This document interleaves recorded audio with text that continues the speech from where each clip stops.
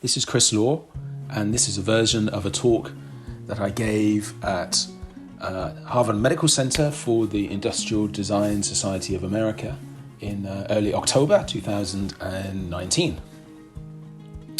So imagine you're flying solo in one of these, a glider plane. You're 1,500 feet above the earth. The only noise you can hear is the sound of the wind rushing past your plane. There's no engine, of course. To sustain your flight, you must find and harness currents of warm, thermal air rising up from the ground. If you don't, you will start to descend and you'll need to land, cutting the flight short. To find a thermal, you must continually sense possibility in the changing landscape, in the air, in the wind, in the clouds, and in the responses of the plane. And when you encounter one, you must harness its power by quickly maneuvering the plane into its center. And as you do, its force can buffet and wrap around the plane. And then, if you catch the lift just right, you will ascend rapidly, as much as hundreds of feet in seconds, before being propelled forward in a rush. Then the power of the thermal subsides. The noise outside dissipates. There is calm. You feel free. You feel a great sense of joy. You are flying. Now, the more they fly, the more glider pilots develop a capacity to sense, interpret, adapt, and respond to the unpredictable interior life and the hidden changing forces of the lower troposphere. And with experience, they can fly for several hours and travel hundreds of miles if the air conditions are just right, sometimes landing far away from base. Now, this man, Peter Lanyon, was not only an expert glider, but also a renowned artist. From Cornwall in the far west of England, Peter was so taken by the joyful experience of glider flying, and especially the sense of freedom it gave him, that he painted it. On over 40 giant canvases, he tried to capture the forces, the movement, the transitions, and the sensations that formed a particular experience over the duration of a flight. Okay, let's now land back at base. If we use Lanyon's eye, we see that our varied experiences with our own health, whether in good health or when experiencing degrees of disease, illness, or disability, are no different to his experience of gliding. They too are formed and shaped by our embodied encounters with a multiplicity of observable and hidden forces, and the affects, the transitions, the variations and sensations that result. By affects, I mean various experiential states of the mind and body. Unlike Lanyon's paint, these encounters, these forces and these affects, they all sort of mix together to form our unique experiences with health and illness on our own canvas. So consider this individual event captured illicitly by a smartphone. This Walmart shopping scooter was designed for infirm or obese persons to more easily get around their giant stores. Of course, it failed here, but that's not really the point. This picture went viral on the internet. Millions saw it and most were mocking. Worse, many leapt to stereotypes. What should have been a quickly shrugged off accident in an empty aisle became an internet meme to reinforce a negative view of obese persons. But like Lanyon, adjusting our perception, we can see much more going on here than a woman having a mishap on a badly designed shopping cart due to her pain or obesity. Just as the thermals in the troposphere are formed from underlying processes of atmospheric energy flows and the heat exchanges of molecular particles, many of the affects forming actual real experiences with disease are the product of real forces found in underlying structures of social life, some of them hidden, some of them visible. An entanglement of affects forming experiences such as, in this event instance, and I'm speculating, a sense of being observed or ridiculed, a sense of humiliation, of social stigmatization, perhaps of not fitting in, of being controlled or made to do something you don't wish to do, of wishing to avoid others, and of anger. But also a mix of forces that generate these affects, such as, again, in this instance, a kind of retail model of volume, efficiency, and low-cost bargains that requires a person with obesity to navigate the huge stores. The promotion of buying in bulk and the marketing of temptation to stock up on sugary drinks and processed food. The out-of-town location that requires motorized transportation to get there, that reduces physical effort and also social cohesion in local communities. A societal view of obesity as a function of individual choice and lifestyle reinforced by the social media that sprung up around this event. And as well as the affects arising from participation in, from peer comparison and exposure to others through social media. In short, it's not only the bodily physiological factors that can produce disease. And over time, affects and forces such as these, they become folded inside us. They form our embodied self. They are us. They're not wider, distinct, deterministic and external, but rather conditioning, contextual, relational forces of disease within. And what's more, they can linger long after events like this to reinforce and deepen negative experience with disease. They can traumatize, refrain, and restrict. They can immobilize, and they can habituate.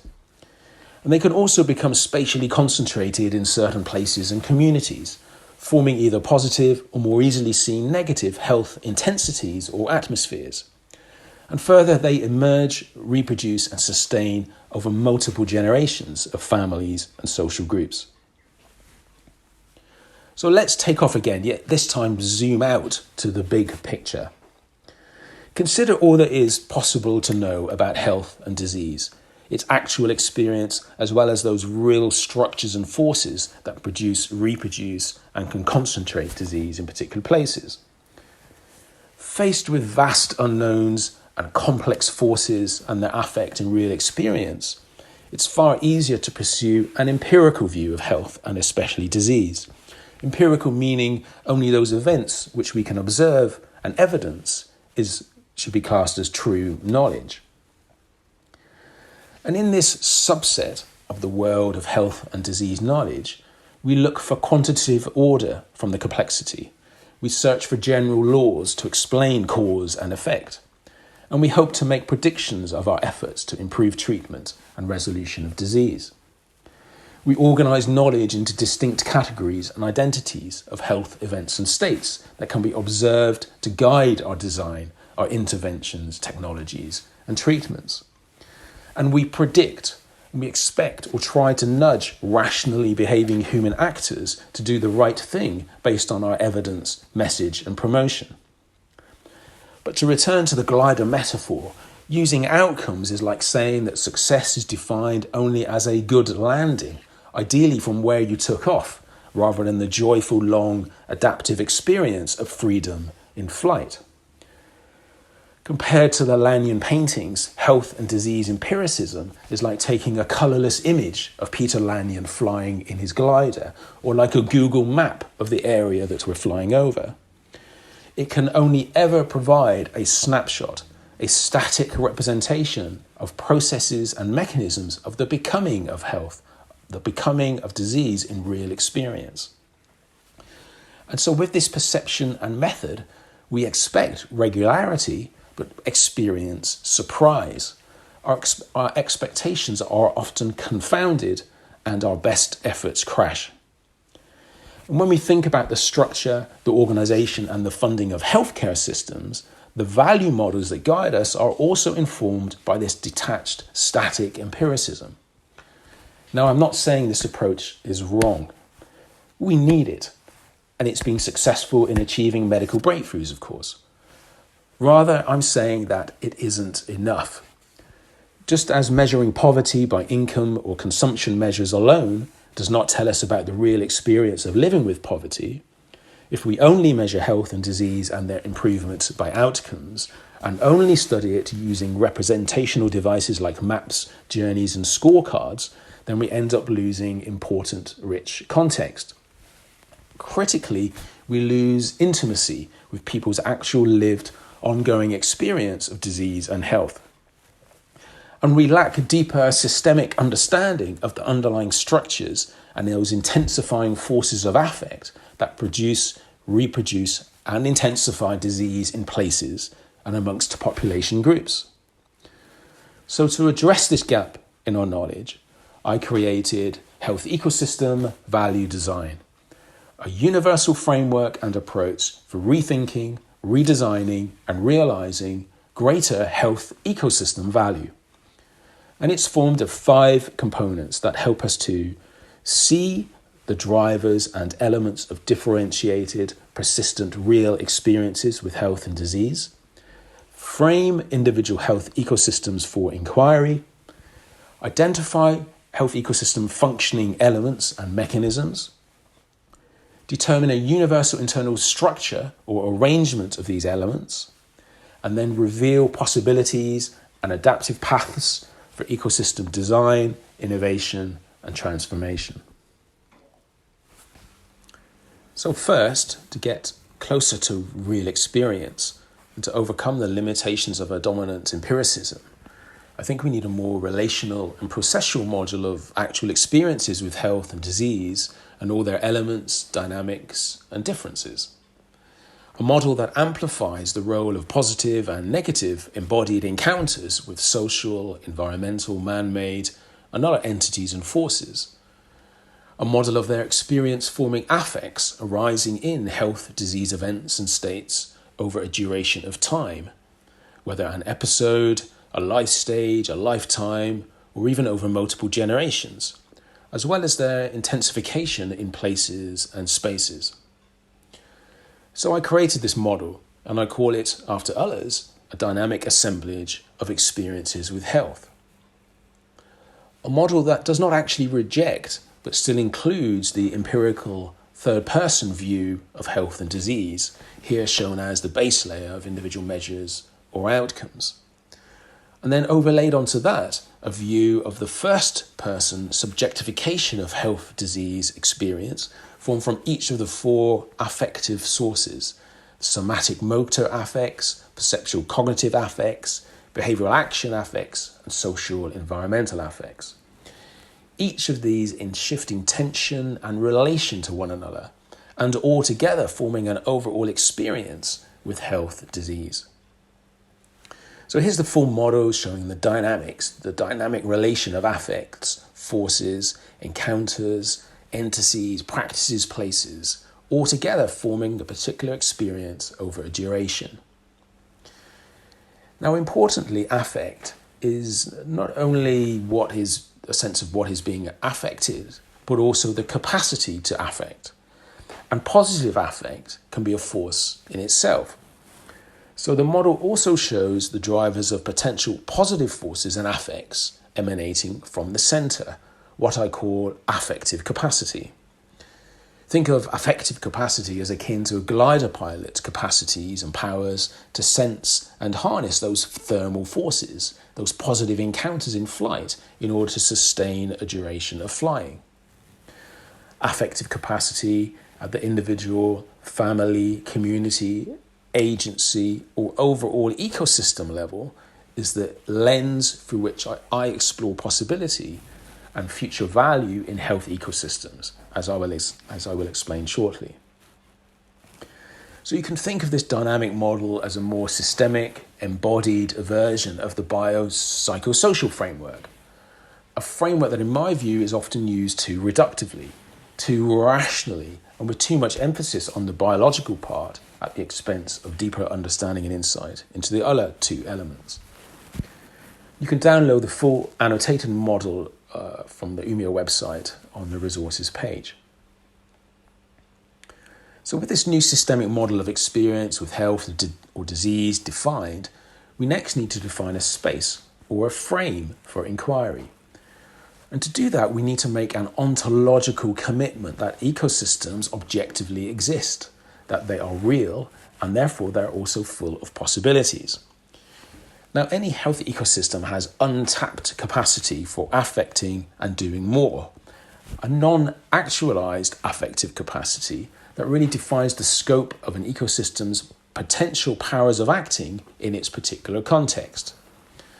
And as policymakers, researchers, designers, technologists, we want to discover the means to enact and sustain that capacity. And so a health ecosystem, or any ecosystem for that matter, is a frame for discovering this possibility. A frame that offers novel potential for deeper learning, for surfacing of newer understanding, and for the creation of shared purpose, all leading to clearer, more impactful and sustained action. So, through the lens of affective capacity, or the power to positively create, affect and modify experiences with health disease, I define a health ecosystem as a structure defining a field or a space of possibilities, a field that is bounded or framed by certain contexts. And these contexts can be a mix of the following: an affective health or disease event or state, including public health states, a population or a subgroup or minority group of a particular population, a geography, a community, a city, a place, or a particular care setting even. Fourth, a type of beneficiary actor. Often used, these are the group of persons whose similar experience with health or disease event or state forms the core of our inquiry. And fifth, always there's a purpose that sets the direction, the trajectory of value creation that we're most interested in or desire.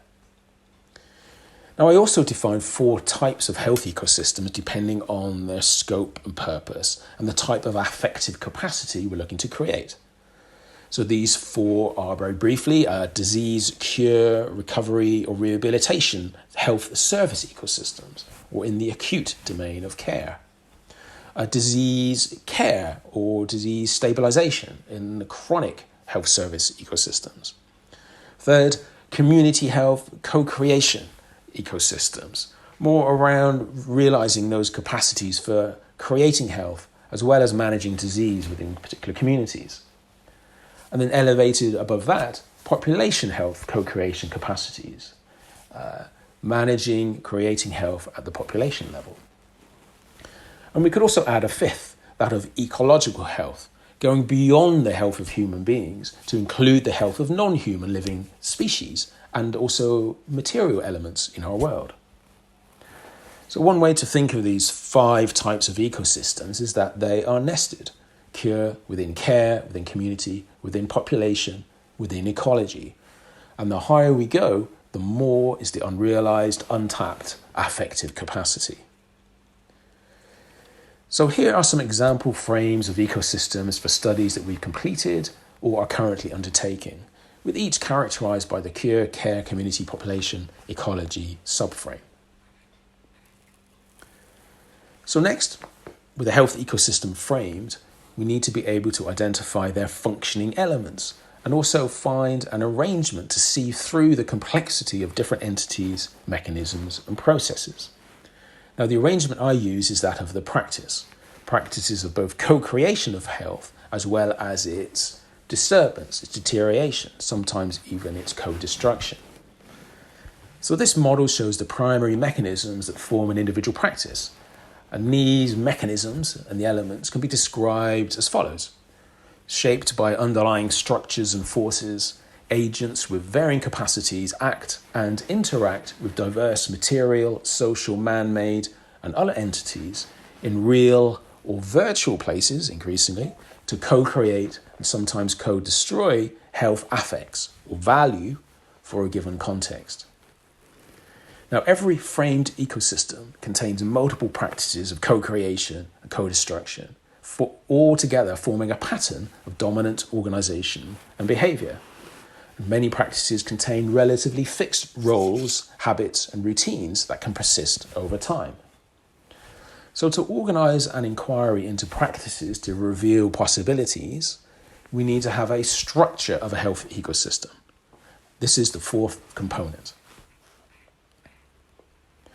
So whether a cure, care, community, population, or even ecological health ecosystem, Each has the same internal structure. This consists of 8 scales or levels or bodies of practices of a certain form. They can be grouped into 4 types of agency. The individual embodied agency at levels 1 and 2, the agency of the family at level 3, the agency of a community, social bodies and groups at level 4, and then various modes of service, professional role or agency and organisation at levels 5 to 8. And then overseeing these 8 levels, which I will describe in a little more when I use some examples in a moment, overseeing these are one or more organisations of ecosystem governance or orchestration. Regulators, funders, insurers, government and policymakers, of course. And so with these 8 levels, the first task of any ecosystem inquiry is to populate them with empirical, known, observable actors, practices and roles for the selected frame that we're using. Now, importantly, each level may interact in practices with all other levels, but it may or may not be hierarchical or nested, with the lower levels always subsumed into the higher levels. Some levels can be more distant from the others. However, universal in the arrangement of these levels are the following 5 sort of patterns. First, the further up the levels we go, the more distant actors become from people's real experiences with health at the lower levels. Second, rigidities, order, and therefore slower rates of change are more prevalent in the higher levels compared to the lower levels, and especially more prevalent in the ecosystem governance. Third, the lower levels therefore always emerge faster, and the rates of change are faster than the higher levels, but they're often more slow or more difficult to be seen, to be understood by the higher levels. Fourth, there's more complexity in the lower levels than in the higher levels, as I said, where there is more order.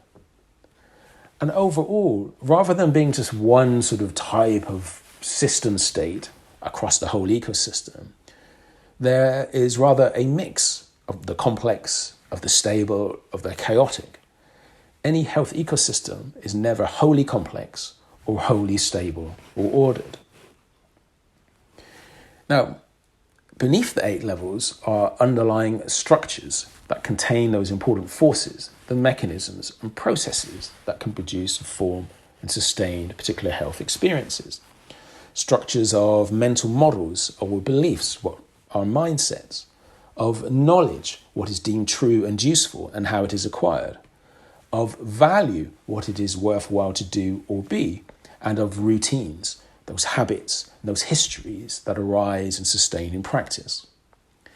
Now, all these structures shape, produce, and sustain practices in the 8 levels, and changes in them may enable the emergence of possibilities, and usually they constrain them.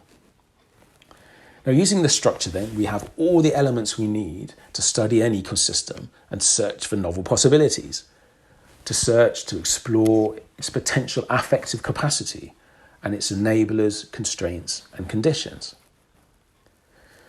And indeed, the capacities of a health ecosystem emerge in various rates, forms, and patterns, up, down, and between the 8 levels.